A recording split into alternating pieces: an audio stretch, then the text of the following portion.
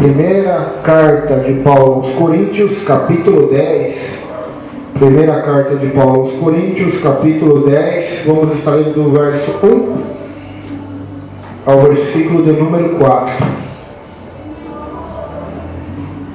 1 Coríntios 10, verso 1 diz assim: exemplos da história de Israel. Ora, irmãos, não quero que ignoreis que nossos pais estiveram todos sob a nuvem, e todos passaram pelo mar, tendo sido todos batizados assim na nuvem como no mar, com respeito a Moisés. Todos eles comeram de um só manjar espiritual e beberam de uma mesma fonte espiritual, porque bebiam de uma pedra espiritual que os seguia, e a pedra era Cristo. Vamos ler na outra tradução. Ora, irmãos, não quero que ignoreis que nossos pais estiveram todos debaixo da nuvem, e todos passaram pelo mar, e todos foram batizados em Moisés, na nuvem e no mar, e todos comeram de um mesmo manjar espiritual, todos beberam de uma mesma bebida espiritual, porque bebiam da pedra espiritual que os seguia, e a pedra era Cristo. Amém? Então nós vamos estar meditando hoje no capítulo 10, dando continuidade, né? Ele vai dar continuidade ao capítulo 8 sobre comida, carne sacrificada a ídolos, né? Vai nos mostrar sobre a nossa experiência, deve ser contrabalanceada pela cautela. Capítulo 9, Paulo abriu um parênteses, falou do ministério, do salário pastoral, e que ele se abdicou, né, para a igreja de Corinto, de receber o salário da igreja de Corinto para que não causasse escândalo ali entre os irmãos, né, para servir de exemplo para eles, não só em Corinto, mas em outras igrejas também, de outras cidades. Ele fez a mesma coisa, né, para não ser pesado da igreja e para dar exemplo aos discípulos. Paulo lembra os cristãos experientes e fortes na fé que não devem se tornar seguros demais de sua capacidade de superar a tentação. Aquele, pois, que pensa estar em pé, veja para que não caia. Versículo 12 do capítulo 10. Paulo usa a nação de Israel como exemplo para prevenir os cristãos maduros de que sua experiência deve ser contrabalanceada pela cautela e dar 3 advertências. Em primeiro lugar, que nós lemos aqui do verso 1 ao 4, adverte que os privilégios não são garantias alguma de sucesso. Então, o fato de Deus nos dar privilégios não nos garante o sucesso, nem tampouco a salvação. Aleluia. Bênçãos, prosperidade, curas, profecias, expelir demônios, dizer que Cristo é Senhor, não nos dá garantia de salvação. Dons espirituais, experiências com Deus, bênçãos, cura, como foi o caso dos leprosos ali, né, dos 9 que não voltaram, não nos garante salvação, assim como Israel. Israel é nosso exemplo, né? Israel havia sido liberto do Egito pelo poder de Deus. O mesmo acontece com o que crê em Cristo, ele é redimido do pecado. Paulo já havia relacionado a Páscoa dos judeus com a salvação. Israel foi identificado com Moisés em seu batismo no Mar Vermelho, da mesma forma que os coríntios haviam sido identificados com Cristo em seu batismo cristão. Israel comeu o maná do céu e bebeu a água que Deus proveu, da mesma forma que os cristãos se alimentam do sustento espiritual que Deus oferece através de Cristo, que é o pão vivo e a fonte de águas vivas. Todavia, esses privilégios espirituais não impediram o povo de Israel de cair em pecado. Assim como a maturidade também tem seus perigos. Quando pensamos que somos fortes, descobrimos que somos fracos. O cristão forte que come carne no templo pode estar lutando com um inimigo poderoso demais para ele. Em 1 Coríntios 10:4, Paulo não sugere que o povo de Israel foi literalmente acompanhado de uma pedra durante sua jornada pelo deserto, apesar de alguns rabinos ensinarem esta ideia. Trata-se aqui de uma rocha espiritual que supriu suas necessidades, e essa rocha era Cristo. Às vezes, o suprimento de água veio de uma rocha. Está em Êxodo 17, né, verso 1 ao 7, Números 20, verso 7 a 11, fala que a água saiu da rocha, né? Inclusive até hoje existe essa rocha lá, os arqueólogos acharam ela, é uma rocha grande que está rachada no meio, né? Outras vezes um poço, e foi Deus quem proveu a água. Então nós vemos na Bíblia que Deus cuidou de Israel no deserto, né? Deu pão para eles, deu carne, deu água, né? E quem estava ali com eles no deserto era Cristo, né? Por isso que nós dizemos que tudo que aconteceu na lei, nos profetas e em Gênesis, que é antes da lei, né? Tudo prefigura, anuncia Cristo, né? Tudo mostra a Jesus, né? A rocha que saiu água, aleluia, representa Jesus. A rocha, né? É aquele que nos dá firmeza na fé e da onde sai água viva. Os pães que desciam do céu, né? O maná, é uma representação também de Cristo, o pão vivo que desceu do céu. A carne que Deus deu para eles alimentar era uma representação de Cristo também, né? Que nós se alimentamos do seu corpo e do seu sangue na Santa Ceia, né? É um símbolo. Então nós vemos que tudo que aconteceu ali é uma representação de Cristo, né? O mar vermelho, eles passaram pelo mar, é uma representação do nosso batismo, né? Em nome do Pai, do Filho e do Espírito Santo. A nuvem a qual guiava eles, né? E também os livrava do calor do deserto, e à noite era uma coluna de fogo que os aquecia, né? do frio do deserto, para eles não morrerem de frio. Também representa Cristo, aquele que nos guia, né? Aquele que nos ajuda, aquele que nos consola, aquele que nos leva até a terra prometida, né? Nos guia até o céu, né? Pois o caminho até a terra prometida é Cristo.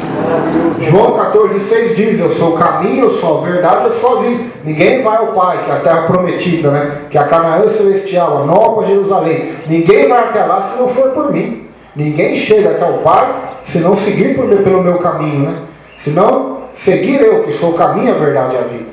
Então, tudo que nós observamos no Antigo Testamento, nós vemos claramente, simbolicamente, profeticamente, figuradamente, Cristo Jesus. Em tudo quase. Abraão mesmo, quando vai sacrificar quando Deus pede para ele, para testá-lo, para ele oferecer seu filho Isaque, aquilo simboliza o Pai, né? O Pai sacrificando seu Filho. Ou seja, o Deus Pai sacrificando seu Filho, Jesus, para nos salvar, né? Tanto que quando ele vai com o cutelo, né, com a faca, matar seu filho Isaque, Deus fala: não toque nele. E ele olha para o lado, tem um cordeiro ali, né? Ou um carneiro, preso pelos chifres nos arbustos, né? Aquele cordeiro já tipificando nosso Salvador, né? Nosso Senhor, que morreria em nosso lugar, né? Que levaria a nossa morte. Em Gênesis também nós vemos Cristo. Deus está criando os céus, né? Em Gênesis capítulo 1, versículo 1, nós vemos Cristo ali. No princípio Deus criou os céus e a terra. Jesus estava ali, Jesus é o princípio, né? Pois a Bíblia diz em João capítulo 1 que todas as coisas foram feitas por Ele, né? Sem Ele nada do que foi feito se fez. No princípio era o Verbo estava com Deus, e o Verbo é Deus. Ou seja, estava ali. Em Gênesis capítulo 1, Pai, Filho e Espírito. Versículo 2 fala do Espírito Santo, né? Que ele pairava sobre as águas. Então nós vemos ali a Trindade, né? Um só Deus manifesta em 3 pessoas. Um dos maiores mistérios que só no céu nós vamos compreender a totalidade disso, né? Então estava ali na criação. Quando ele vai criar o homem, ele diz: façamos o homem a nossa imagem e semelhança. Fala no plural, né? Até o nome Deus, Elohim, significa o nome de Deus no plural, né? Deuses. Ou seja, o Pai, o Filho e o Espírito Santo. Um só Deus. Quando vai criar o homem, façamos o homem a nossa imagem e semelhança. Quando Adão e Eva pecam, Deus fala assim na palavra dele, em Gênesis 3: agora o homem é como um de nós, conhecedor do bem e conhecedor do mal. Lá na Torre de Babel, a mesma coisa. Desçamos e vamos confundir a língua dele. Então, no plural. Olha só que interessante, né? Então, o Senhor, Jesus se manifesta. Quando Eva peca, Deus o Pai diz: olha, vai nascer um da tua semente que vai esmagar a serpente. Uma profecia. Então, em tudo que nós vemos no Antigo Testamento, prefigura, anuncia, demonstra, ou em profecia, ou em símbolo, ou em alegoria, ou em tipologia, né? Mostra Cristo Jesus. Ele está nas Escrituras. Ele fala para os fariseus: olha, vocês não me aceitam porque vocês têm que examinar mais as Escrituras, porque elas testificam de mim, elas que falam de mim. Moisés disse: o Senhor vai levantar um profeta igual a mim, a ele você deve ouvir. Então nós precisamos crer e confiar no Senhor, porque Ele está agindo. Eu não tenho dinheiro para pagar um filho desse carro. Nós estamos crendo no poder do Senhor. Então nós vemos Cristo em todo o Antigo Testamento, em toda a manifestação da sua palavra. Nós vemos Cristo no sacrifício, naquela roupa que cobriu a nudez de Adão e Eva. Deus sacrificou o animal inocente, né? Foi um animal inocente para catar a pele e cobrir a nudez de Adão e Eva. Então, também prefigurava, tipificava Cristo, né? O sacrifício que ia se sacrificar, ele era inocente para cobrir a nudez nossa, né? A nossa vergonha, o nosso pecado, né? Nos trazer a salvação.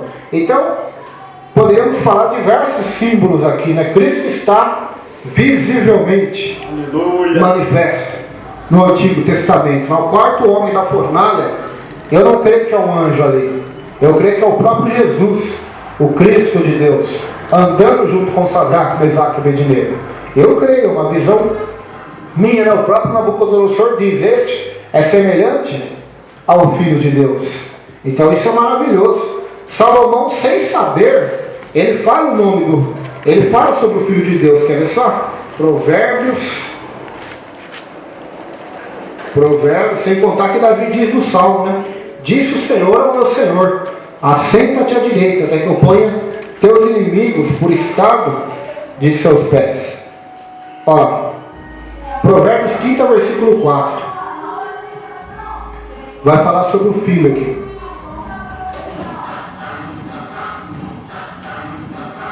Provérbios capítulo 30, versículo 4. Diz assim: quem subiu ao céu e desceu? Quem cerrou os ventos de seus punhos? Quem amarrou as águas na sua roupa? Quem estabeleceu todas as extremidades da terra? Qual é o seu nome? E qual é o nome de seu filho, se é que o sabes? Então aqui palavras de Agur, né? Está falando da sabedoria de Deus, né? Da criação de Deus. Ele diz: qual é o nome do seu filho, se é que sabe?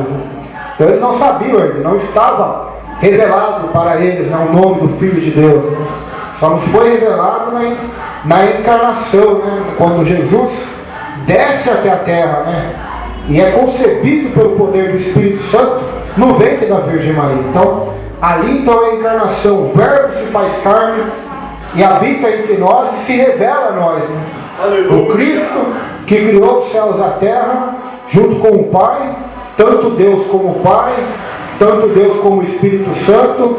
Não há nenhum maior do que o outro, nem mais poderoso, mas eles estão em unidade, igualdade, desce até a terra para trazer a salvação à humanidade.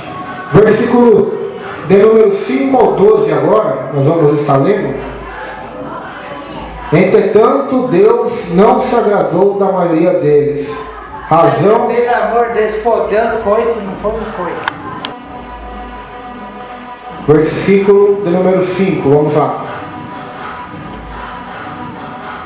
Entretanto, Deus não se agradou da maioria deles, razão porque ficaram prostrados no deserto. Ora, estas coisas se tornaram exemplos para nós, a fim de que não cobicemos as coisas más como eles cobiçaram.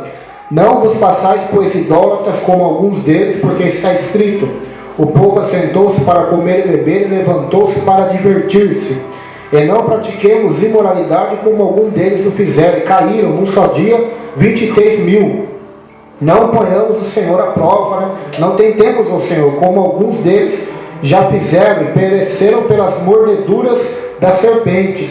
nem murmureis como alguns deles murmuraram, e foram destruídos pelo exterminador. Estas coisas lhes sobrevieram como exemplos e foram escritas para advertência nossa, de nós outros, sobre quem os fins dos séculos têm chegado. Aquele, pois, que pensa estar em pé, veja para que não caia. Vamos ler a outra tradução, né? Para ficar completo, verso 5 novamente. Diz assim: mas Deus não se agradou da maior parte deles, pelo que foram prostrados no deserto. E essas coisas foram nos feitas em figura, para que não cobicemos as coisas más como eles cobiçavam. Não vos façais, pois, idólatras, como algum deles, conforme está escrito: o povo assentou-se a comer, a beber e levantou-se para folgar. E não nos prostituamos, como alguns deles fizeram, e caíram num dia 23.000. Não tentemos a Cristo, como alguns deles também tentaram, e pereceram pelas serpentes. Não murmureis, como também alguns deles murmuraram e pereceram pelo destruidor. Ora, tudo isso lhes sobreveio como figuras, e estão escritas para aviso nosso, para quem já são chegados os fins dos séculos. Aquele, pois, que cuide estar em pé, olhe que não caia. Então, a Escritura, né? Não só esse texto que nós lemos, mas no sentido geral, nós temos que ler a Escritura, Aleluia. o Velho Testamento, o Novo Testamento, não somente para aprender ou colocar em prática, né, as promessas, as coisas boas, mas temos que prestar mais atenção nos erros também. Nos erros que cometeu Davi e Sansão, Abraão também, né? Quando a promessa demorou, então, eles cometeram um equívoco ali, tentando ajudar Deus. Estou dizendo que nós cometemos muito mais erros do que eles, talvez, né? Mas quando nós vamos ler a Bíblia, ler a palavra de Deus, assim como Paulo está explicando aqui para a igreja de Corinto, temos que ver os erros que eles cometeram e não cometer os mesmos, né? Porque eles já foram colocados como exemplo para nós, para que nós não tentemos a Cristo, né? Não provemos a Cristo, né? A Bíblia diz: não tentarás o Senhor teu Deus. Aleluia. Tinha um pastor dos Estados Unidos, inclusive até ele morreu, eles pegavam cobras na mão. Não sei se o pastor já ouviu falar dessa, para mostrar para a igreja que eles tinham poder, né? Eles pegaram na serpente e eles não falaram mal algum sobre eles, né? Então eles pegavam, e um dia essa cobra era venenosa, mordeu esse pastor e ele morreu. É uma história real, está na internet essa história. Então, não tentemos a Cristo, né? O único caso que não é tentação é como o caso de Paulo. Paulo estava na ilha de Malta, em Atos 28, colocou a mão, não sei se é o capítulo 27 ou 28, ele colocou a mão entre os arbustos ali na ilha de Malta, né? Quando tem um naufrágio, uma serpente pica aí e não acontece nada. Então, assim se cumpre a palavra de Deus, né? Serpente picará, não vai acontecer nada. Se beber alguma coisa mortífera, você não sabe, alguém pode tentar te envenenar, não acontecerá nada. Mas se você souber que aquele copo tem veneno e for tomar, você está tentando a Deus. Assim também, se querer pegar uma serpente na mão, ou pular de um prédio, vou se jogar desse prédio aqui, né? Se for da vontade de Deus, eu não vou morrer, né? Não tentará o Senhor teu Deus, né? Não tentarás. E muitas das vezes usa a Bíblia. Usa-se a Bíblia para tentar Deus, né? Como o diabo, Satanás, usou a Bíblia para tentar Jesus. Jesus, está escrito no Salmo 91: os anjos vão te proteger, vão te guardar, pode se jogar. Aleluia. Mas Satanás, está escrito também: não tentarás o Senhor teu Deus. Não colocará o Senhor teu Deus à prova, né? Não tentarás. Então nós temos que conhecer a Bíblia, né? Tem muita gente que diz que o crente não precisa conhecer a Bíblia, não precisa estudar a Bíblia, né? Porque o diabo conhece tanto, mas não pratica. Então é exatamente por causa disso que o crente tem que conhecer. Porque se o diabo conhece, nosso adversário conhece, para distorcer, nós temos que conhecer para rebatê-lo, né? Para rebatê-lo, porque conhecereis a verdade vos libertará. O povo é destruído por falta de conhecimento. Jesus disse aos saduceus: errais, porque vocês não conhecem as Escrituras, nem o poder de Deus. Pedro vai dizer lá na segunda carta a Pedro, capítulo 3, que devemos crescer na graça e no conhecimento. Em 2 Timóteo, Paulo, no final da vida dele, ele queria que trouxesse os livros para ele, né? E os pergaminhos, para ele estudar, para ele se aprofundar no aprendizado. da palavra de Deus. Então, é muito importante nós conhecermos para que o adversário não nos engane, né? Então nós vemos aqui Israel como o maior exemplo para nós. Vamos lá. O povo de Israel experimentou os milagres de Deus, no entanto, falhou quando foi testado no deserto. A experiência deve ser contrabalanceada pela cautela, pois nunca chegamos a um ponto de nossa jornada cristã em que nós vemos inteiramente livre das tentações e dos possíveis fracassos. Então, em nenhum momento da nossa vida nessa terra, nós podemos nos acomodar. Nós estamos em uma guerra contra o diabo. Quando o crente se converte, nasce de novo, o Espírito convence, automaticamente ele está em guerra contra o mundo, contra Satanás e contra a carne. Então não tem como nos acomodarmos. Se nós deixarmos de orar, de jejuar, de ler a Bíblia, de estar entre os irmãos congregando, de vigiar, nós vamos pecar, nós vamos nos desviar, nós vamos nos enfraquecer na fé, porque estamos em uma guerra. O erro de Davi foi isso. Era para ele estar na guerra, diz a Bíblia lá em Samuel, né? Era tempo dos reis estar na guerra e ele estava no palácio, acomodado. Então foi naquele momento de sutileza, né? De descanso, de recreação, de acomodação, né? Que a tentação veio. E ele caiu. Então nós temos que abrir os nossos olhos, porque nunca, jamais estaremos livres das tentações, né? E quanto mais quando tudo estiver indo bem, aí que é pior ainda, porque aí que nós vamos abaixar a guarda, né? Tudo está em paz, Deus está comigo, está me prosperando, Deus está me usando para expulsar demônio, olha os milagres aqui, ó. Fogo está descendo do céu, a rocha está saindo água, pão está caindo do céu todo dia. Esse é o perigo para Israel. Eles viram as glórias, os milagres, as manifestações poderosas de Deus, mas não se converteram, não se arrependeram, não vigiaram, né? Não guardaram a sua coroa, né?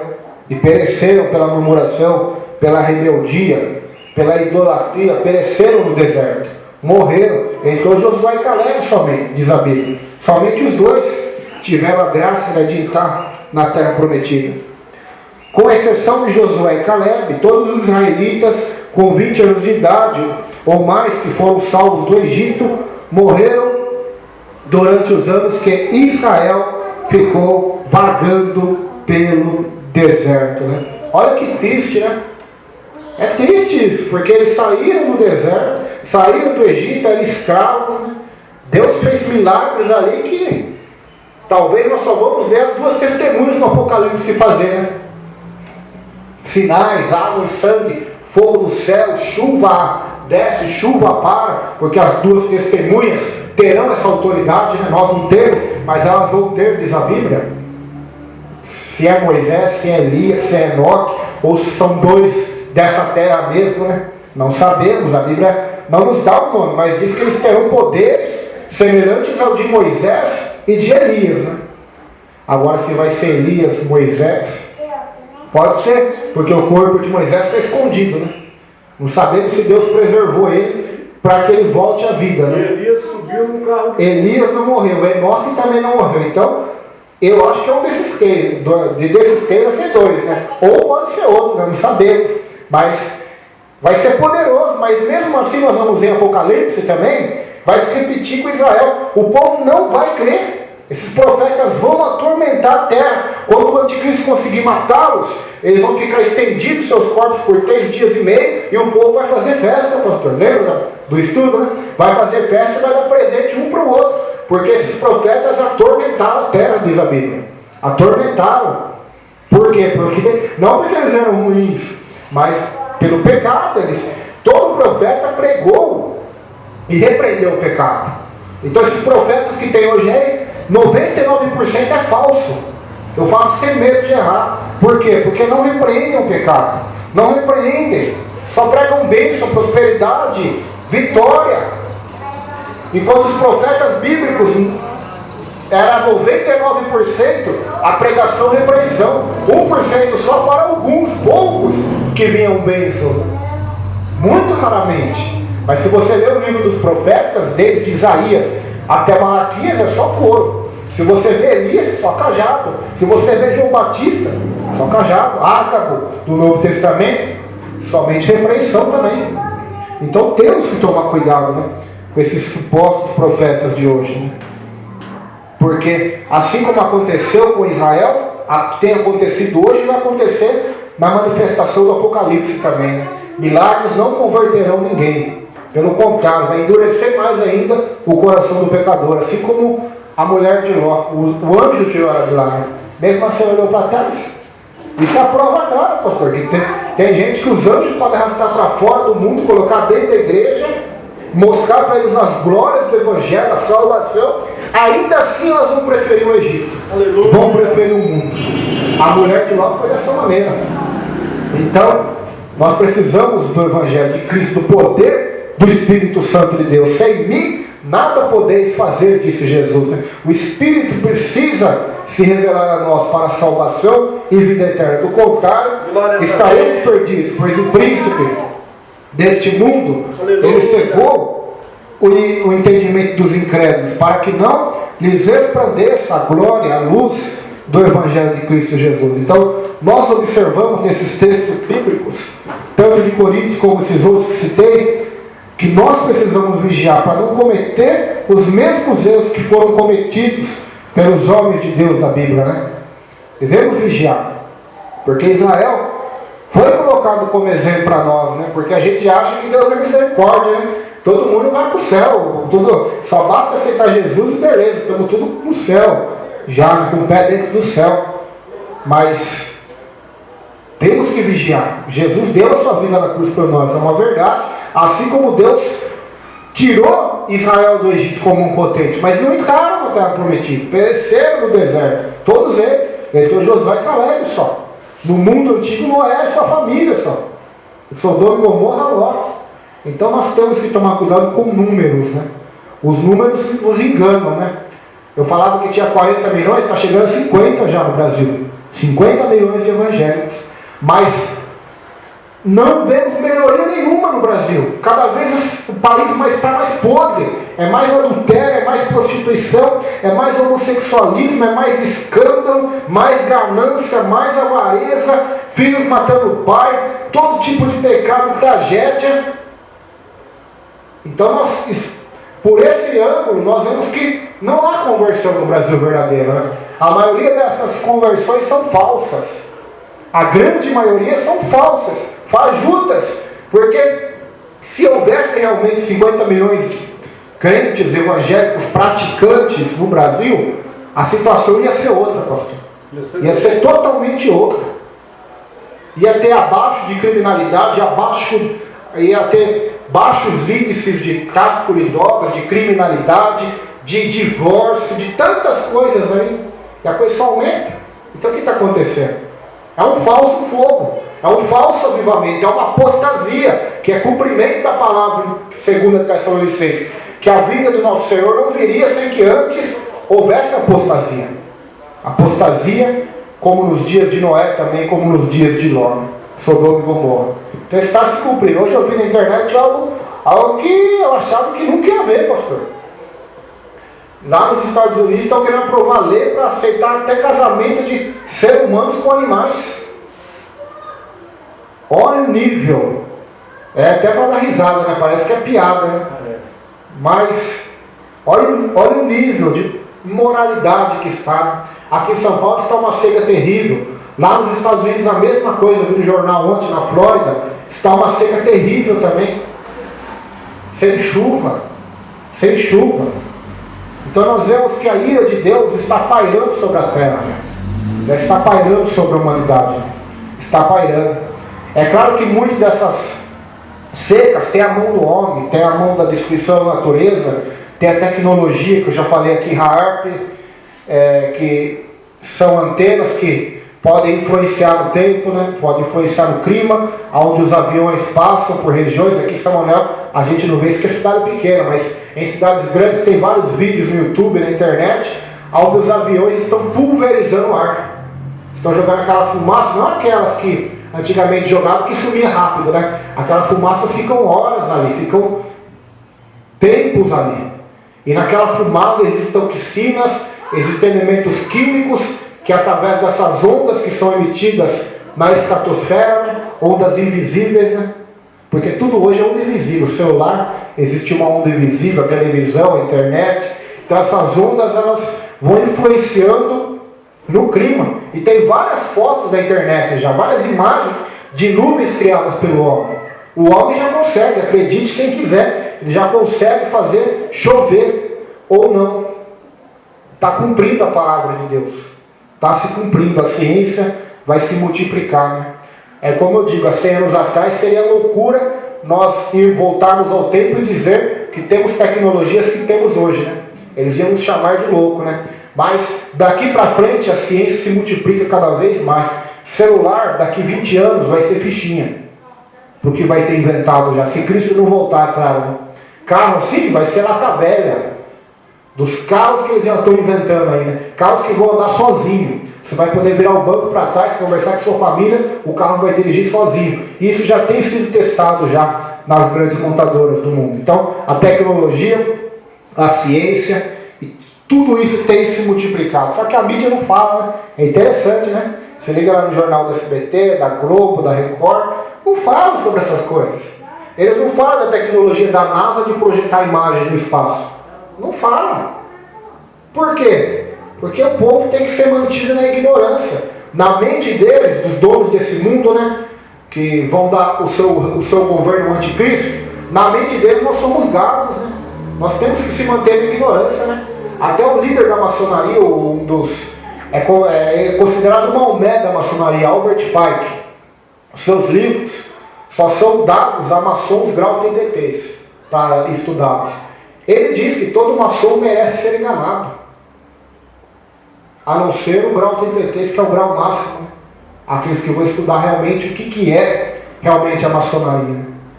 Então, se o maçom para eles, que é das sociedades deles, merece ser enganado, né? Os graus, os começos, né? Os graus inferiores, quanto mais nós, então. Então a história, ela tem sido manipulada. Ela tem sido manipulada. Esses dias eu vi a Bíblia que lançaram, pastor, a Bíblia dos gays. 2 Bíblias, eu vou falar aqui, porque é um assunto atual, né? Não faz parte do estudo, mas é atual. A Bíblia dos gays, onde eles já mudaram todas as linguagens, né? Onde tem sodomia, onde tem efeminados, homem com homem, eles estão mudando. Assim como os testemunhos de Jeová, né, que alteraram a Bíblia, já tem a Bíblia dos gays, e também tem uma Bíblia chamada Freestyle, né, que é a Bíblia dos jovens. Totalmente altera a linguagem original também da Bíblia. Altera totalmente a linguagem, faz até piadas. É uma Bíblia de estudo para jovens, chamada Freestyle, faz até piadas com passagens da Bíblia. Então nós estamos nos últimos tempos, irmãos. Infelizmente, a coisa está cada vez mais feia. Inclusive, quando sair essas versões, eu vou querer ter uma cópia de casa em casa também, porque é bom nós temos, né, para combater Satanás, né? E eu falo para o pastor, porque eles podem tirar todas as Bíblias, eles podem queimar tudo. Mas daqui eles não vão tirar, já está gravado aqui a verdade já. A verdade está gravada, o que é pecado, o que não é, está gravado aqui já. Posso pregar sem Bíblia, tranquilamente, por anos e anos, porque o Espírito Santo vai me lembrar aquilo que eu tenho aprendido, né? Vai me lembrar. Deus me dará boa sabedoria, promessa de Deus. Quem sabe não vai chegar esse tempo, né? Em que vamos ter que pregar sem Bíblia na mão. É terrível pensar nisso, mas quem sabe? Por isso que nós temos que ler a palavra de Deus, estudar, para que ela esteja gravada, memorizada nas tábuas da nossa mente e do nosso coração, né? Para que a lei de Deus esteja gravada aqui. Daqui ninguém tira. Daqui não tem anticristo, não tem pai, não tem mãe, não tem mulher, não tem tribulação, doença. Essa fé, essa palavra que está dentro do nosso peito, ninguém pode tirar. Deus pode até dizer para Satanás, você pode tocar em tudo, mas lá dentro você não toca, da sua alma, do seu coração. Assim como foi com Jó, né? Então, a tribulação haverá perseguição, cristãos serão mortos. Dará-se poder ao anticristo para fazer guerra aos santos, e ele vencerá e prosperará. Mas aquele que for fiel até a morte terá a coroa da vida eterna. Vamos continuar o estudo. Podemos ouvir alguns dos coríntios fortes perguntando, mas o que isso tem a ver conosco? Então Paulo mostra que a igreja de Corinto era culpado dos mesmos pecados que os israelitas haviam cometido. Por causa de seu apetite pelas coisas perversas, os coríntios eram culpados de imoralidade. 1 Coríntios 6. De idolatria, 1 Coríntios capítulo 8 e 10. E de murmuração contra Deus, 1 Coríntios 12 e 20. Como a nação de Israel tentavam a Deus desafiando a tomar uma atitude. Então, Coríntios estavam cometendo os mesmos equívocos de Israel. Imoralidade, festança, bebedices, glutonaria, comida sacrificada a ídolos, orgias, idolatria, prostituição. Estavam cometendo o mesmo erro. Então Paulo está advertindo eles: cuidado, vocês estão tentando a Deus, assim como Israel. E Israel caiu. Deus cortou. Deus cortou. Nós vemos lá, já estudamos Romanos faz tempo, no capítulo 10 e 11, onde Paulo vai dizer que Israel foi cortado e nós que eras gelo fomos enxertados, na árvore, Mas vigiem, Paulo diz, porque se Deus não poupou os ramos naturais, também não poupará vocês. João Batista ele dizia: o machado já está colocado, e toda árvore que não der fruto será cortada e lançada num fogo que não se apaga. Mas quem dá fruto será recolhido nos celeiros. Então temos que tomar muito cuidado. Sem dúvida, Paulo possuía conhecimento profundo do Antigo Testamento. Ele aprendeu com Gamaliel. Seus leitores devem ter reconhecido os acontecimentos aos quais ele se referiu. A cobiça pode ser vista no relato de Números 11, versículo 4. A idolatria em Êxodo capítulo 32. A imoralidade em Números 25. Então nós vemos eles cometendo pecado de imoralidade. Balaão vai amaldiçoar Israel, Deus não deixa, ele tem que abençoar, mas depois ele dá um conselho para Balaão, mandar mulheres ali, mulheres sensuais, para que Israel fornicasse com eles. Então naquele dia muitos caíram pela imoralidade. A murmuração de Datã, Corá e Abirão contra Moisés, a terra se abriu, engoliu eles vivos. A murmuração do povo que queria carne, e quando as codornizes vieram, eles comeram com glutonaria, e muitos deles morreram com a comida na boca ainda. As serpentes que Deus enviou para matá-los, tanto que Moisés ali tem que levantar uma serpente de bronze, Ali Deus manda ele levantar uma serpente de bronze, aqueles que olham para ela são curados, Só que depois Israel vai idolatrar isso na época dos reis, então essa serpente era destruída, se tornou um objeto de idolatria. Depois Jesus, para Nicodemos, em João 3, vai falar o verdadeiro significado dessa serpente que representava ele. Queria ser levantado na terra, queria se tornar uma serpente, uma maldição pelo nosso pecado, ia ser maldito, porque está escrito: maldito aquele que for pendurado na cruz, mas que todo aquele que olhar para ele ia ser salvo da maldição do pecado, Aleluia. Da maldição da lei. Olha que maravilhoso. Então, Israel serviu de exemplo para nós e para a igreja de Corinto. Os pecados mencionados acima têm consequências sérias e devem ser julgados por Deus. Além de alguns desses rebeldes terem morrido imediatamente, os que sobreviveram não tiveram permissão de entrar na terra prometida. Foram salvos no Egito, mas perderam o privilégio de entrar em sua rica herança. Paulo não está sugerindo a possibilidade de seus leitores perderem a salvação, mas teme que alguns deles sejam desqualificados, reprovados por Deus e incapazes de receber qualquer recompensa. Ouvir falar de um pastor que pregou uma série de sermões sobre os pecados dos santos, uma das senhoras da igreja, aparentemente convicta de sua posição, disse ao pastor que não aprovara a série. Afinal, os pecados na vida do cristão são diferentes daqueles na vida de uma pessoa incrédula. Sem dúvida, respondeu o pastor, são piores. Não devemos imaginar que, pelo fato de o povo de Israel estar sobre a lei, seus pecados foram piores que os nossos, sendo, portanto, tratados de modo mais enérgico. O pecado da igreja de hoje é muito mais sério, pois podemos aprender com o exemplo de Israel. E vivemos no fim dos tempos. Pecar contra a lei é uma coisa, pecar contra a graça é outra bem diferente. Então, pecado contra a lei, a punição era a morte. Pecado contra a graça, a punição é inferno eterno. Ou seja, muito mais pior. Hebreus, o autor de Hebreus, ele vai dizer assim, olha, se pela lei de Moisés, por 2 ou 3 testemunhas, o adúltero ou o feiticeiro era apedrejado até a morte, quanto mais cuidais vós de ser o castigo daqueles que profamarem o sangue da aliança, que pisarem no Espírito eterno de Deus, no Cristo crucificado, né? Quanto mais será o castigo aí, né? Será pior. Verso 13 agora, vamos ler. Verso 13 ao 22.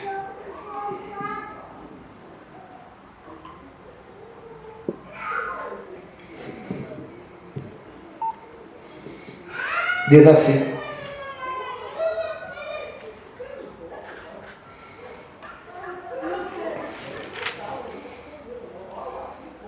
não vos sobreveio tentação que não fosse humana, mas Deus é fiel.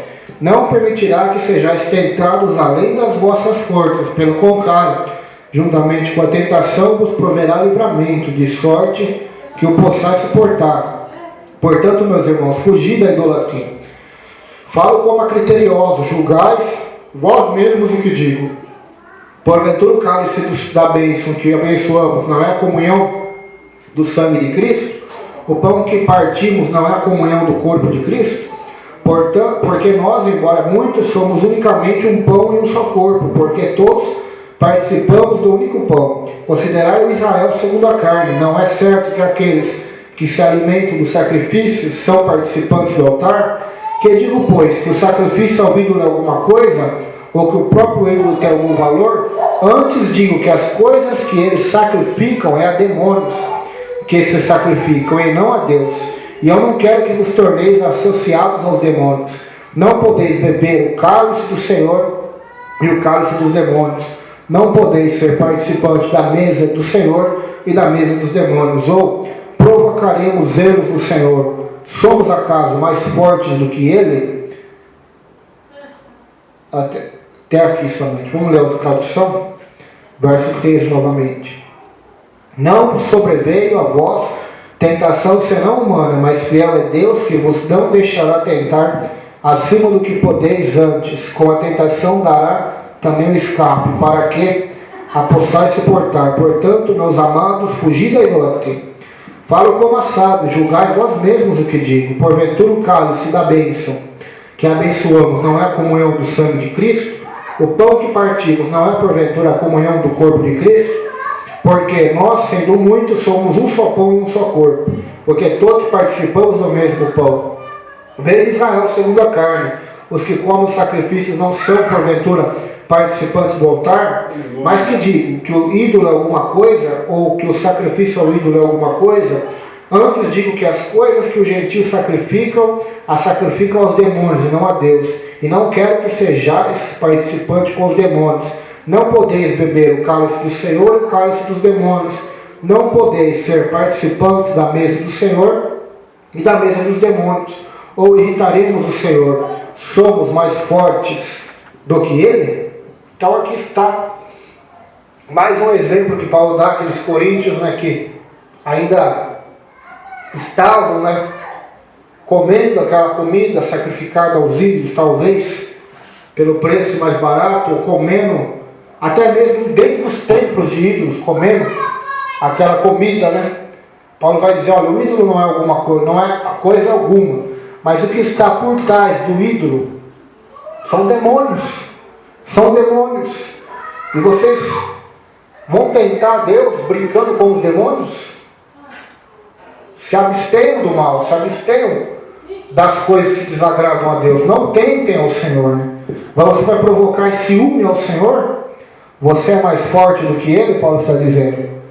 Vamos irritar o Senhor? Somos mais fortes do que Ele? O verso 22. Então temos que tomar muito cuidado com isso, né? Com esse tipo de coisa. Né? Temos que tomar cuidado com o que nós vemos, o que nós ouvimos, né? Porque comida aqui, é lógico que está falando da comida literal, né? Da carne. Né? Mas existe a comida espiritual também, né? Amém.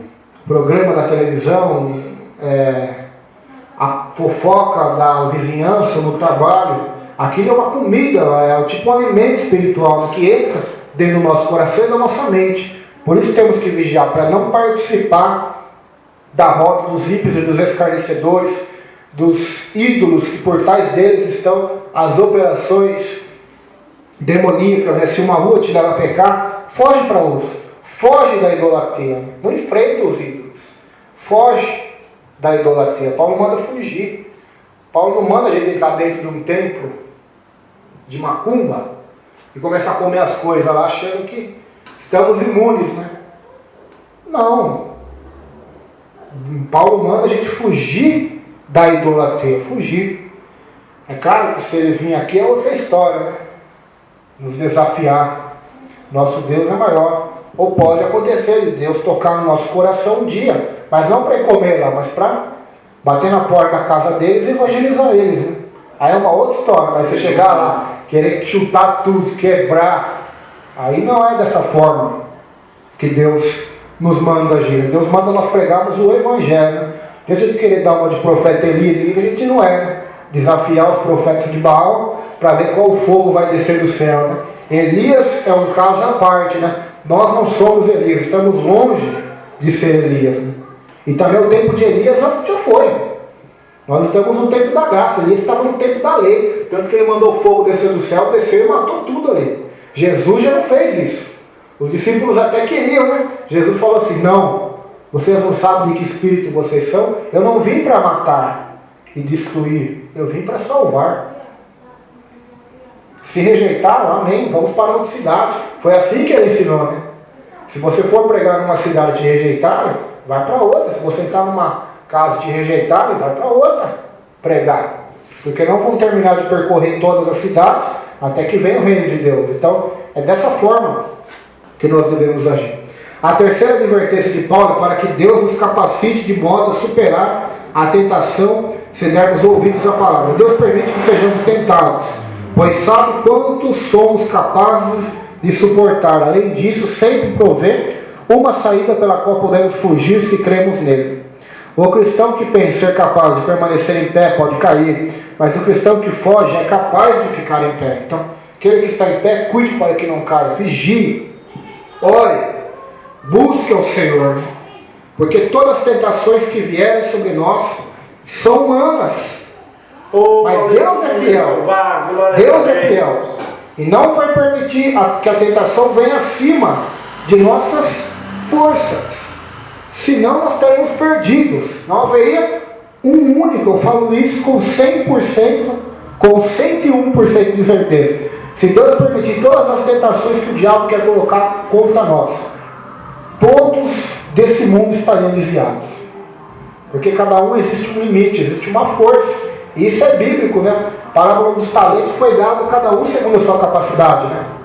Eclesiastes, Salomão fala, cada um faça conforme as suas forças. Ou seja, um tem força para fazer 1 quilômetro, outro tem força para fazer 20 quilômetros. Cada um tem uma força. Então, as tentações que vêm sobre nós, Deus já nos dá o livramento, a força para vencermos elas. Paulo disse anteriormente a seus leitores: fugir da impureza, em 1 Coríntios 6,18. Agora os adverte: fugir da idolatria, 1 Coríntios 10,14. Então tem que fugir da impureza. Assim também da idolatria. Assim também da idolatria. E soubermos que no lugar está a idolatria, aleluia, glórias a Deus, adoração a ídolos, não devemos ir, não devemos misturar. Não só para não escandalizar o Evangelho, mas para não tentarmos o Senhor também, né? Não tentarmos o Senhor. Fugir da idolatria. E explica o motivo. O ídolo em si não é coisa alguma, mas é usado por Satanás para levar ao pecado. A idolatria é demoníaca. Sentar-se à mesa de um ídolo poderia significar ter comunhão, se associar com demônios. Paulo volta a ressaltar a importante doutrina da separação do pecado. Então uma coisa, você ir no mercado, ali tem alimentos que são consagrados, é claro que tem. Mas você levar para sua casa e agradecer a Deus, Deus quebra todo o mal, né? Porque em Cristo não existe maldição, e se Ele nos livrou da maldição da lei, que é a pior, né? Que a lei de Deus não é do diabo, quanto mais as maldições. Mas outra coisa, por exemplo, tem uma festa católica, ou espírita, né? E você sentar lá na mesa junto com eles e começar a comer, né? É diferente. Você está tendo comunhão, está sentando na mesa. E Paulo disse: não, nós temos a comunhão com Deus, participamos do corpo de Cristo. do sangue de Cristo. Somos um só corpo. Ou seja, a igreja é uma só.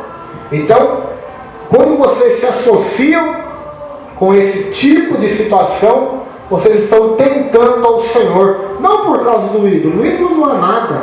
Mas por quem está por trás dele? Que são demônios, né? São espíritos enganadores. Ah, mas eu vou vencê-los, né? Cuidado, se você está em pé, cuide para que não caia. Israel achava que ia vencer também e pereceu. Então já serve de exemplo para nós que não somos super crentes, super homens, né?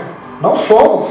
Devemos vigiar, somos servos, somos filhos de Deus, somos dependentes da glória de Deus, da graça de Deus. Senão, estaremos perdidos, né? Esses dias eu vi na internet a unção de rei, né? Então, como eu disse, aqui se cumpriu, né? Que eles não iam se contentar em ser apóstolos, iam querer cargos a mais, né? Está acontecendo já, não sei se vai chegar aqui no Brasil, se vai demorar, mas logo logo vamos ver. Lá no Facebook, na televisão, vai estar cheio de rei, né? Pregando a palavra. Vai faltar só uma coroa de ouro, né? Os irmãos vai fazer um sacrifício da fogueira santa e vão ajuntar um dinheiro e vão fazer uma coroa de ouro para os líderes. Nós se contentávamos em ser filho de Deus, né? Ser servo de Deus é ruim. Deus colocou uns para apóstolos, outros profetas, evangelistas na igreja. E hoje existem os servos de Deus, os pastores, evangelistas, pregadores. E pode até existir, como eu já expliquei aqui, a manifestação do ministério apostólico e profético sobre algum irmão, né? Ou irmã, como William Carey, David Blair, o pastor lá dos Estados Unidos, que eu gosto bastante, lá do Fábio também. Pode até existir, mas todos eles que existe essa manifestação, a humildade é maior, porque eles não se auto-intitulam apóstolos. Então, 99,9% desses apóstolos são falsos. Porque só pelo fato de eles estarem se intitulando já são falsos. Só por esse fato. Nem pela pregação. Mas só por esse fato. Então eles se contentaram de ser pastor, quiseram ser bispo, quiseram ser apóstolo, patriarca, já inventaram também aqui no Brasil tem um patriarca, né, que é o René Terra Nova. E agora lá nos Estados Unidos um bispo da Igreja Batista, não sei se acho que é pentecostal, mas é tradicional. Só pode, mesmo se for também. A igreja não tem culpa, né? A mesma coisa, nós temos uma igreja aqui, o irmão se converter, enquanto uma outra igreja e fazer isso. Nós não vamos ter culpa, né? A verdade nós ensinamos. Então, esse pastor batista foi ungido por um rabino judeu a rei. Foi colocado na cadeira, o vídeo está na internet, e foi carregado pelo povo. Aquele que está em pé, cuide para que não caia. Esses aí já estão caindo. E o mais triste é que a igreja tinha milhares de pessoas. Todos levantando a mão, dando glória, gritando, aquela histeria toda. E nós vemos ali que o Espírito Santo está longe daquilo, né? E o pessoal acha hoje. Se o pessoal vê a pessoa caindo na igreja, a pessoa gritando, pulando, rodopiando, eles se maravilham, acham que é o mover do Espírito Santo, é o mover de Deus. Mas 90% dessa pulação que existe, desse grita que existe, dessas línguas que dizem que a língua estranha, né, que existe, são falsos, são falsificação, são espírito do engano, são espírito do anticristo já, que está dentro das igrejas, enganando as pessoas, né, igual cai, né? Não que não seja bíblico, pessoas na Bíblia caíram, mas a questão não é cair, a questão é como que levanta. Cai no vício e levanta e continua com o vício? Cai no adultério, na prostituição e levanta e continua com o pecado? Quer dizer, eu não gosto de ler a Bíblia, não gosto de orar, de jejuar, cai no chão todo culto e continua do mesmo jeito? Isso não é Espírito Santo, isso é carne, é diabo, é emoção, pode ser qualquer coisa dessas, menos o Espírito Santo. Amém. Porque se não houver busca por santidade, busca por arrependimento, produção de frutos dignos de arrependimento, não pode ser em hipótese nenhuma o Santo Espírito de Deus. Porque o Espírito Santo de Deus, ele produz em nós frutos, sede e fome de Deus, de evangelismo, de pregação, de conhecer Deus, de ler, de orar, de jejuar, de amar o próximo, de perdoar, de libertação, de separação do pecado. Então, é o Espírito falso aí que estão chamando de Espírito Santo. Isso é uma blasfêmia também, porque se é blasfêmia, como os fariseus, que falaram que Jesus estava curando pelo poder dos demônios, também é uma blasfêmia dizer que o poder dos demônios, que o poder do engano que está operando hoje em muitos locais, é o poder do Espírito Santo. É uma blasfêmia tanto quanto a outra, né? Mas só naquele dia nós vamos saber quem que blasfemou e quem não blasfemou, porque esse pecado não existe perdão. Por isso que eu tomo muito cuidado quando toco nesse assunto. Mas se nós analisarmos pela Bíblia, nós observamos isso. 90% desse pentecostalismo que existe é pura carne. Não digo do passado, né, de décadas e décadas atrás. Mas hoje é pura carne, pura emoção. É puro pecado, né? Como que o camarada diz que está cheio do Espírito Santo se não conhece 5% da Bíblia? Que Espírito Santo é esse? Que eu quero conhecer também. Que Espírito Santo é esse? Se Estevão era cheio do Espírito, era conhecedor profundo da Escritura, ninguém conseguia calar a voz daquele homem. Ele fechava a boca de todo mundo com os argumentos e com a sabedoria que Deus lhe dava. Paulo, Pedro, homens de oração, homens de renúncia, homens que não eram avarentos, que não ajuntaram tesouro na terra, que não se enriqueceram com o Evangelho. Estes sim eram cheios do Espírito Santo. Agora esses de hoje aí são blasfêmia, são anátema, são lobos devoradores, são cães gulosos, como disse Isaías, são atalaias cegos, como disse Jeremias, são profetas do ventre, são inimigos da cruz de Cristo, como disse Paulo em Filipenses, porque só pensam nas coisas terrenas. O Deus deles é o ventre, o fim deles é para a sua própria perdição.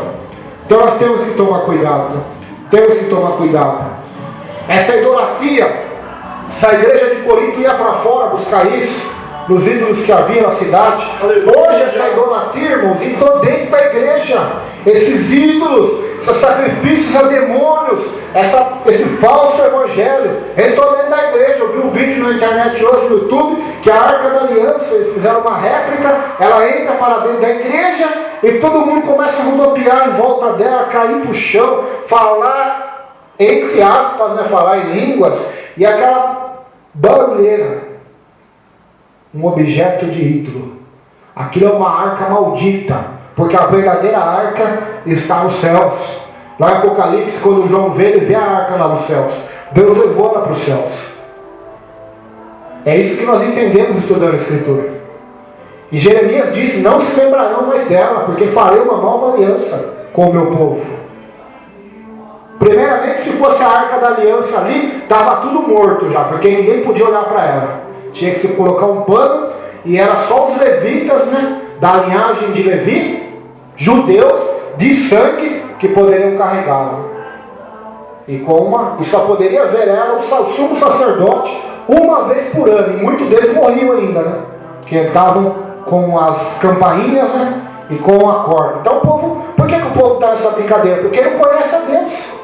Então eles estão adorando um ídolo, um falso Deus, um falso evangelho, tem uma falsa salvação, não uma salvação verdadeira. Porque se é pregado um falso evangelho, se existem ídolos, falsos deuses, como que haverá salvação verdadeira se o evangelho é falso?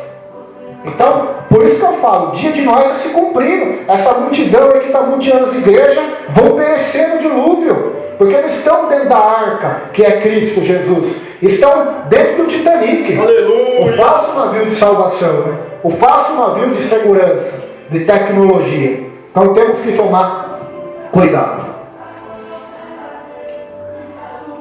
Para isso usa a ceia do Senhor como ilustração. Quando o cristão participa do cálice do pão, a mesa do Senhor em sentido espiritual está tendo comunhão com o corpo e sangue de Cristo. Ao se lembrar da morte de Cristo, o cristão entra em comunhão com o Senhor ressurreto.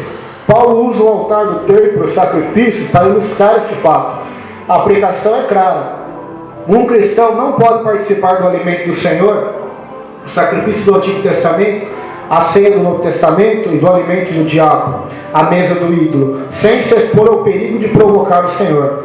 Somos acaso mais fortes do que ele? Pergunta o apóstolo para o cristão forte. o qual estava certo de que poderia desfrutar sua liberdade no templo pagão, sem sofrer qualquer mal. Talvez você seja mais forte que seu irmão débil, diz o apóstolo, mas não é mais forte do que Deus.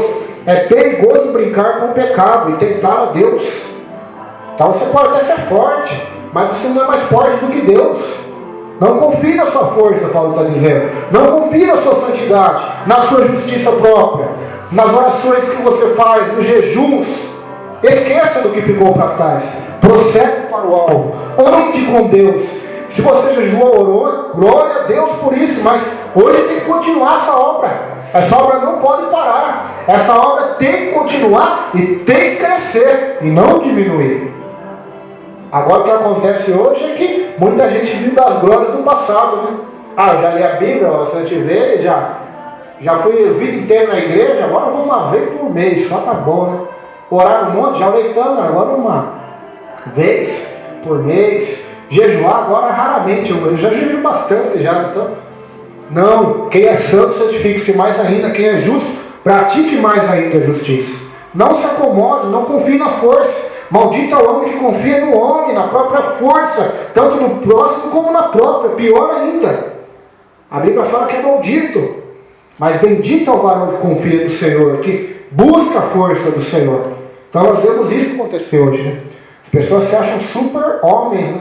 Super crentes, catam um vedinho de azeite e vão jogar na porta do terreiro de macumba, achando que eles são os bambambãs, né, de Jesus, né? Eles são o que vai mudar, né? É igual o ministério de Jesus do dono ali, só lança a profecia, nota fora. Por quê? Porque eles acham que a igreja ali é o centro de toda a igreja do Brasil. Então, tudo que eles determinar ali, profetizar, liberar, né? Porque é um tal de inventar termos, né, que não existem na Bíblia, vai acontecer, mas não acontece. Dá tudo em furada. Essas marchas para Jesus, dá tudo em furada. Eles declaram que a cidade de Jesus libera a palavra profética. Não existe isso na Bíblia. Se Deus falou, está falado, vai cumprir. Não deve de liberar para ver o que vai acontecer, né? Diz que vai chover, não chove. Então está isso aí. Declara que o Brasil é do Senhor, mas cada vez mais do pecado. O Brasil só será do Senhor se houver arrependimento, que não é de um único dia, mas é uma vida de arrependimento, de oração, de lágrimas, de jejum, e não chegar na igreja lá, estão tudo um crente mundano no pecado, aí chega lá, aquela histeria no meio do louvor, e começa a profetizar, né? Na cidade de Jesus, eu determino que Satanás está derrotado, e palavras não têm poder. Para isso não. Nossas palavras, quando a Bíblia diz em Provérbios, tem poder, é sobre nossos irmãos, né? Eu tenho poder tanto para ajudar o pastor, como começar a criticar, falar mal do pastor, ou destruir a fé do pastor com a minha palavra, né? Mas contra os demônios, ou no reino do Espírito, né? No reino de Deus, minhas palavras não têm poder nenhum. O que tem poder é as palavras de Deus. Amém. É as palavras de Deus. É as orações em nome de Jesus, né? E de acordo com a vontade de Deus, né? Se eu orar em nome de Jesus, a minha vontade também não vai ter poder nenhum, a minha oração. Porque tem que ser a vontade dele. Porque Tiago diz, pedis não recebeis, porque pedis mal. Então quando a gente pede, profetiza, determina, mas nunca vai receber nada. Por que não vai? Porque pediu mal. Então não está tendo efeito nenhum no reino do Espírito. Não está nem chegando no céu. Então é isso que está acontecendo hoje, né? Com a igreja moderna, né? Estão achando que estão abafando, que estão pisando no diabo, enquanto estão sendo, na verdade, marionete na mão do inimigo. Verso 23 agora. Até o final nós vamos agora. Verso 23 ao 33. Os limites da liberdade cristã. Todas as coisas são lícitas, mas nem todas convêm. Todas são lícitas, mas nem todas edificam. Ninguém busca o seu próprio interesse, sim do outro. Isso é forte, hein? Convém de tudo que se vende no mercado, sem nada perguntar por motivo da consciência, porque do Senhor a terra é sua plenitude. Se algum dentre os incrédulos vos convidar e quiser dizer, comei de tudo que for posto diante de vós, sem nada perguntar por motivo de consciência. Porém, se alguém vos disser, isto é coisa sacrificada a ídolo, não comais, por causa daquele que vos advertiu, E por causa da consciência. Consciência, digo, não a tua própria mente, mas a do outro. Pois, porque há de ser julgada a minha liberdade pela consciência alheia? Se eu participo com ações de graças, porque hei de ser vituperado por causa daquilo, porque dou graças?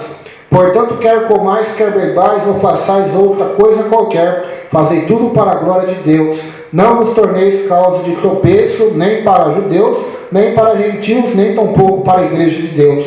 Assim como também eu procuro em tudo ser agradável a todos, não buscando o meu próprio interesse, mas o de muitos para que sejam salvos. Os leões de tradução. Todas as coisas me são lícitas, mas nem todas as coisas me convêm. Todas as coisas me são lícitas, mas nem todas as coisas edificam. Ninguém busque proveito próprio, antes cada um o que é de outrem.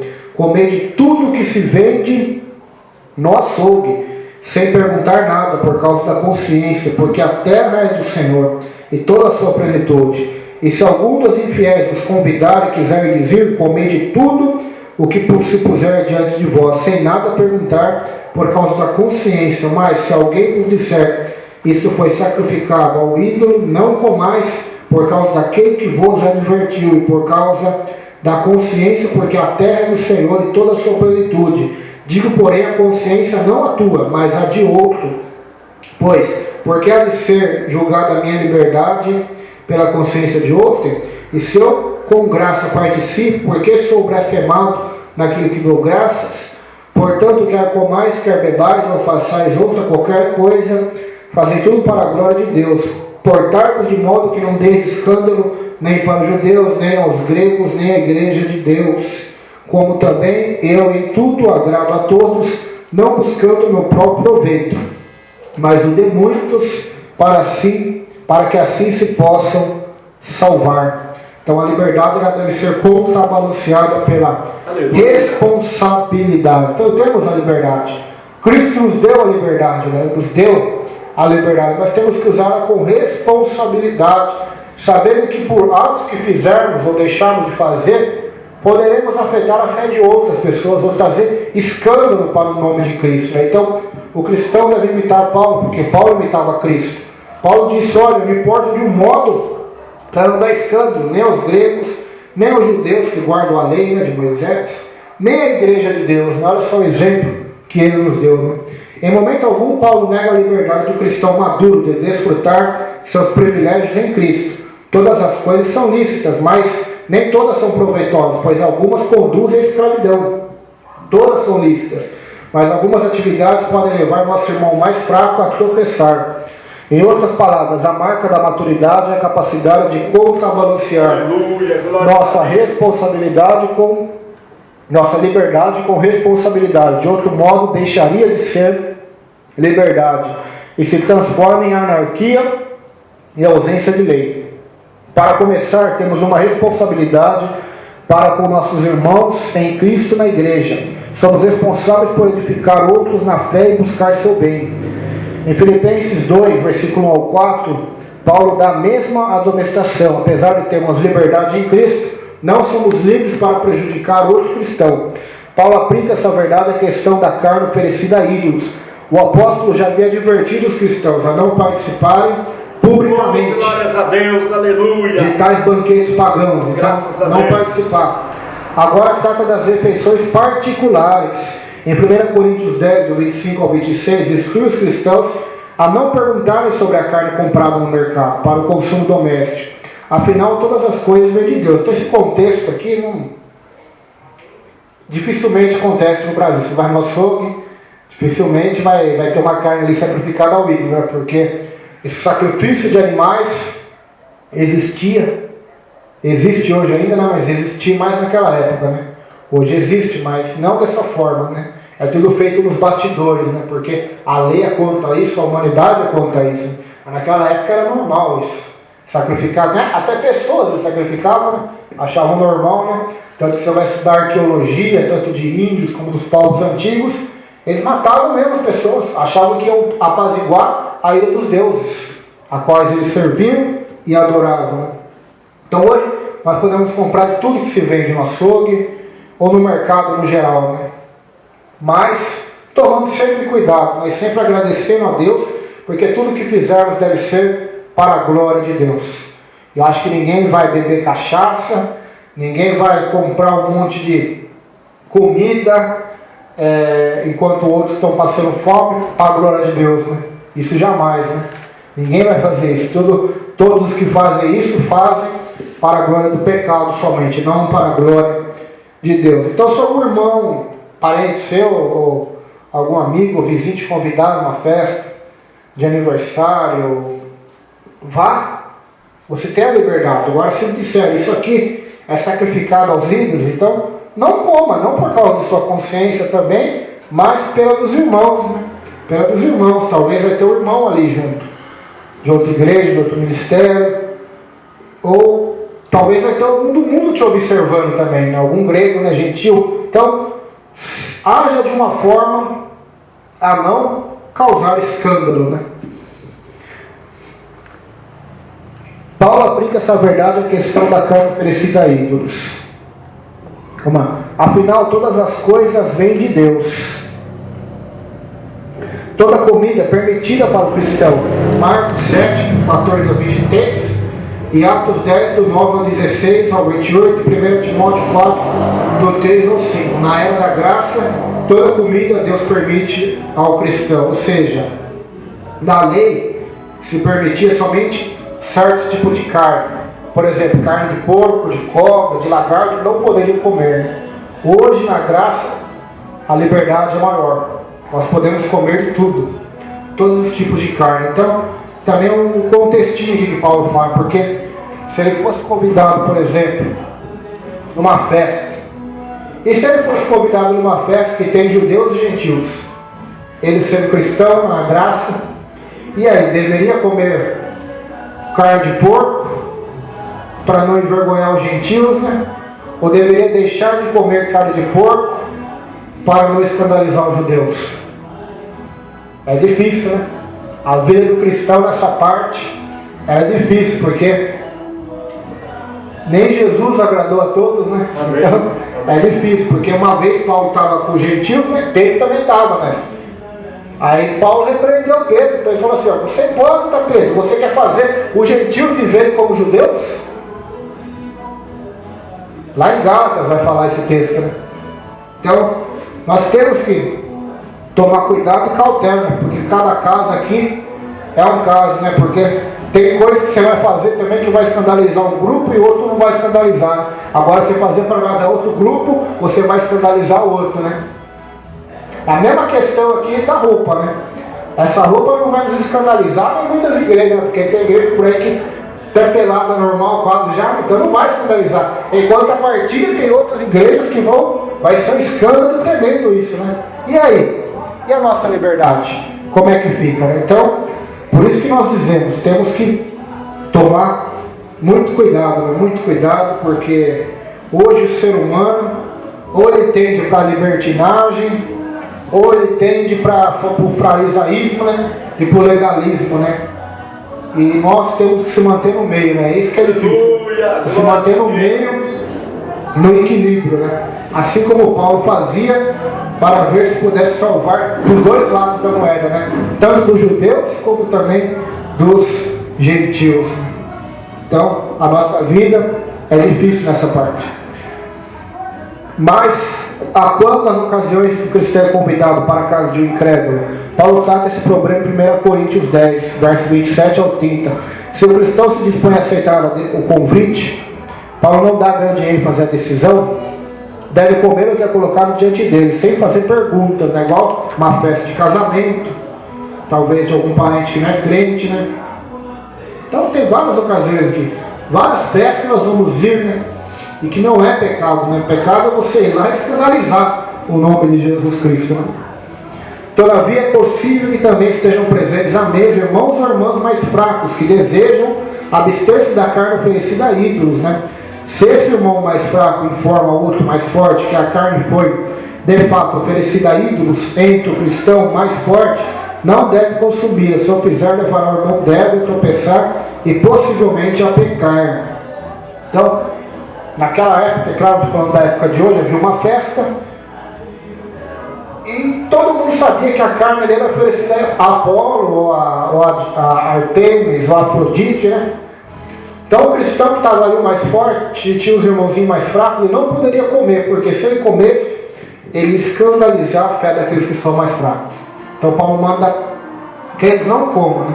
Então o contexto aqui é meio diferente, né, da nossa geração, mas se aplica também à nossa geração, não no âmbito só de comida, né, mas no âmbito geral da vida, né? Tudo que nós vamos fazer também não deve ser para agradar nós mesmos, nós temos que procurar agradar os outros também, né? Além de agradar a Deus, e a Bíblia diz que se agradarmos a Deus, vamos desagradar quase todos os homens, né? Mesmo assim temos que procurar também agradar aos homens, né?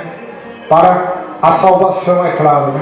Não para o pecado, mas para a edificação, salvação, consolação e exortação. Porque Paulo aqui fazia coisas talvez para agradar, mas não no sentido de pecado. Porque tem gente que vai por esse lado também, né?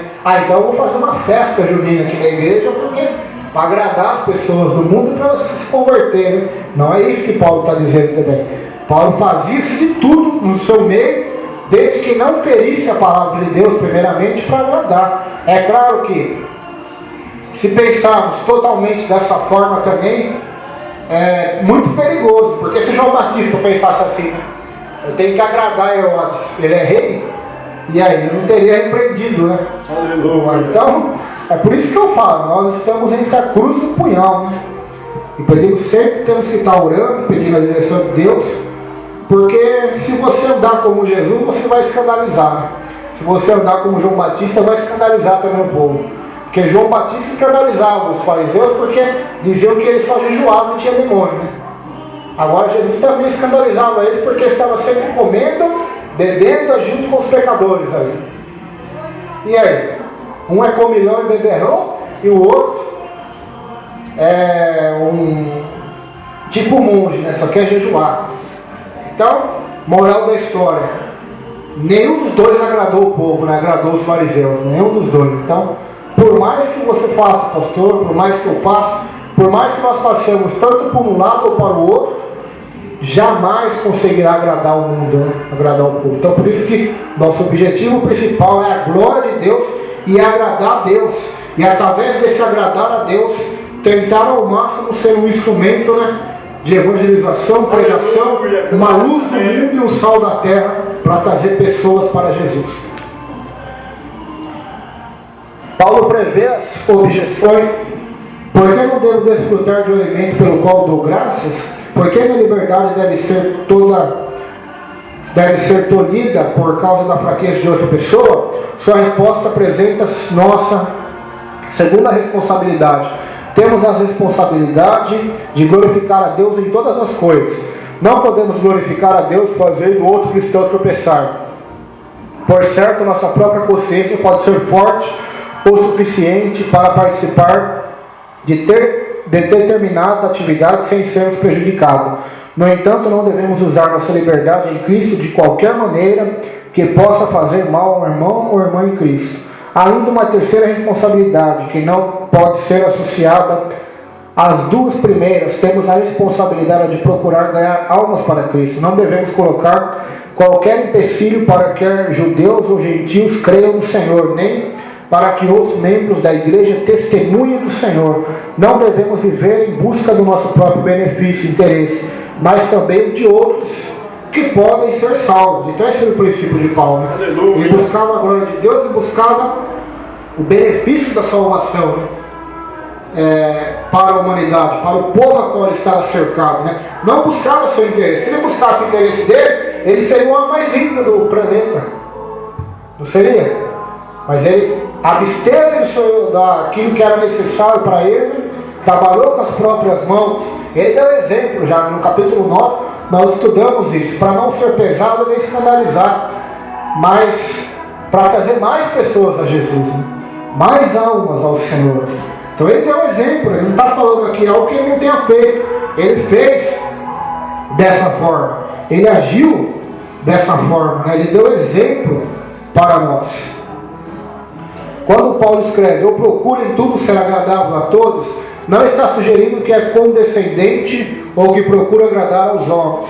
Porque Gálatas 1,10 ele mesmo diz que se agradasse os homens não seria servo de Cristo.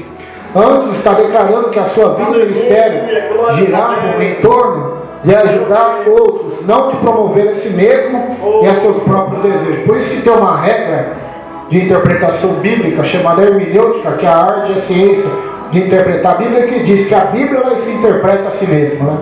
Então, se eu pegar só esse texto aqui, irmãos, eu estou perdido. Porque se eu desconsiderar toda a Bíblia e pegar só esse texto, eu estou perdido. Eu preciso tanto desse texto como dos outros, né? Porque senão eu vou ter que viver em função de agradar os outros, né? Eu estou perdido, porque aí eu vou desagradar a Deus, né? Então, por isso que a Bíblia ela se interpreta a si mesma, né? Aqui fala no quesito salvação, né? Aqui não está falando que temos que pôr rock dentro da igreja, rap, funk, fazer um carnaval de Jesus para agradar o povo do mundo, não, jamais. Mas Paulo dizia que procurava ser agradável a todos com a mensagem do Evangelho, né? E a questão aqui é comida, né? A questão maior desse texto aqui é a comida, né? É o alimento sacrificado ao ídolo, né? Então aqui não está falando de culto a Deus, né? O culto a Deus nós vamos chegar. Lá no capítulo 12, 13, 14, ele vai falar como deve ser o culto a Deus, né? Então nós vamos ver que a maioria dos cultos que acontecem hoje aí não tem nada de evangelho, nem de Deus, né? São verdadeiras bagunças, né? Agora a Bíblia não condena você ir a um teatro, ou você ir a um parque de diversões, levar seus filhos. A Bíblia não condena essas coisas. A Bíblia condena que você faça disso um ídolo, né? Faça disso um ídolo.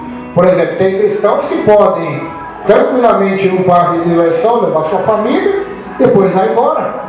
Agora todos que já não podem fazer isso. Porque vai lá e vai pecar, vai beber, já vai começar a se prostituir e a mexer com as mulheres, ou mulheres vão mexer com os homens. Então, por isso que nós temos que ver como nós estamos diante do Senhor, né? Diante de Deus. Antes de encerrar essa sessão, importante, devemos observar que Paulo provavelmente parecia incoerente para os que não entendiam os princípios da vida cristã. Por vezes comiam o mesmo que os gentios, em outras ocasiões seguiam uma dieta kosher com os judeus. Mas em vez de estar sendo incoerente, na verdade vivia coerentemente, de acordo com os princípios que ele próprio apresenta nos capítulos que acabamos de comentar, que é o capítulo 8, 9 e 10 de 1 Coríntios. Um catavento pode parecer incoerente, apontando primeiro para uma direção, depois para outra. No entanto, é justamente o contrário. Sempre aponta para a direção do vento, por isso é um instrumento útil. Existem coisas que o cristão maduro pode fazer no recôndito do seu lar e que lhes convém fazer em público. Sem dúvida, desde que tais coisas não prejudiquem, pessoalmente nem tentem ao Senhor. Conheço um casal que, quando os filhos eram pequenos, tirou de casa todos os jogos que usassem cartas e dados. À medida que as crianças foram adquirindo maturidade, os pais permitiram que brincassem com jogos desse tipo. Como cristãos, temos de fato liberdade. Essa liberdade foi comprada por Jesus Cristo, de modo que é extremamente preciosa. A liberdade vem do conhecimento. Conhecereis a verdade vos libertará. Quanto melhor entendermos o átomo, por exemplo, mais liberdade temos de usá-lo com prudência. No entanto, o conhecimento deve ser contrabalanceado pelo amor. De outro modo, em vez de ser edificante, torna-se destrutivo. O cristão mais forte não apenas tem conhecimento, mas também experiência. Pode olhar para trás e ver seu relacionamento com o Senhor ao longo dos anos. Ainda assim, deve ter cuidado, pois é necessário que a experiência seja contrabalanceada pela cautela. Aquele, pois, que pensa estar em pé, veja que não caia. O cristão forte sabe que possui liberdade, mas também sabe que esta implica em responsabilidade. Tenho liberdade, por exemplo, de tirar meu carro da garagem e de usar as ruas e estradas, mas devo dirigir com responsabilidade. Não tenho liberdade de dirigir a qualquer velocidade em minha rua, como também não tenho liberdade de ignorar os sinais de trânsito ao longo do caminho. Encontramos nesses capítulos vários testes que podemos aplicar a nossas decisões e atividades. Todas as coisas me são lícitas. Promoverão a liberdade ou a escravidão? Então tudo que nós vamos fazer é para a glória de Deus? Vai promover liberdade ou escravidão? Vai escravizar as pessoas no legalismo ritualístico, numa doutrina de homens farisaica, ou vai promover a liberdade? Se eu fizer aquilo, ou se eu comer aquilo, ou se eu ir naquela festa, ou se eu fazer alguma coisa, vai trazer liberdade ou escravidão? Será um tropeço ou um apoio? 1 Coríntios 8:13. Vai ser um tropeço ou vai ser um apoio? Edificarão ou destruirão minha vida? Todas as coisas me são lícitas, mas nem todas vão me edificar, né? Vou poder me destruir. Serão apenas para meu próprio prazer ou glorificarão ao Senhor? 1 Coríntios 10:31. Contribuirão para ganhar almas para Cristo ou para afastá-las do Senhor? 1 Coríntios 10:33. Paulo tinha esse princípio, né? Se eu receber salário da igreja de Corinto aqui, for muito próspero ou muito rico, né? Que ele poderia ter sido, né? Eu vou afastar almas do Senhor ou vou ganhar? Afastar, é lógico, é o que está acontecendo hoje, né? 50 milhões de evangélicos, a maioria tudo afastado e desviado, né? Por causa dos escândalos, mentiras e heresias que tem sido pregado e ensinado. Então, tudo que Paulo procurava fazer é para ganhar almas, para contribuir para a salvação, para a glória do Senhor, para a edificação, para o apoio e para a liberdade, não escravidão. Então, esses princípios aqui, embora se refere aqui a salário pastoral, no capítulo 9, no capítulo 8 e 10, a comida, né, sacrificada a ídolos, a carne, ele se refere praticamente a tudo na vida, né? A roupa que vamos vestir, a televisão, a internet, ao esporte, ao trabalho, se refere a tudo. Tudo que formos fazer, devemos procurar fazer para a glória de Deus, né? Tudo para a glória de Deus. Se procurarmos agir dessa forma, né? Se for resumir essa mensagem, podemos resumir só no verso de número 33, né? 31. Portanto, quer comais, quer bebais, não façais qualquer outra coisa, fazer tudo para a glória de Deus. Então, quando nós fizermos isso, né, para a glória de Deus, com certeza é porque amamos a Deus e amamos o próximo, né? Então, tudo será uma bênção. A maneira de usarmos nossa liberdade de nos relacionarmos com os outros indica se temos maturidade em Cristo. Os irmãos e irmãs fortes e fracos precisam trabalhar juntos em amor, a fim de edificar uns aos outros e de glorificar a Jesus Cristo. Amém? Amém. Então aqui nós já encerramos esse capítulo 10, né? Amanhã vamos continuar no capítulo 11, vai ser gostoso, vai falar do véu e da Santa Ceia. Mas do véu da Santa Ceia a gente está acostumado já, né, quase todo mês, mas esse do véu vai ser gostoso, porque isso aqui também é um costume da igreja de Corinto, né? Foi uma ordenança ali para diferenciar as mulheres cristãs que se converteram, né, das prostitutas que eram carecas e que também existia ali naquela cidade mais de 1000, né? E muitas delas se converteram, muitas fingiram-se de convertidas, né? Então aquilo foi para diferenciar e também como um costume social, né, cultural da nação, do país, né, que até hoje ali as mulheres são... tive uma foto de umas mulheres do islamismo lá, só com o olho de fora, né? Todo coberto, cabeça, corpo. E tem pessoas que acham que se a mulher não usar isso, o culto dela não vai agradar a Deus. E tem tantas e tantas coisas aí, mas nós vamos estar falando sobre esse costume, né? O costume daquela época, né? Do cabelo. Amém? Amém. Vamos colocar em pé.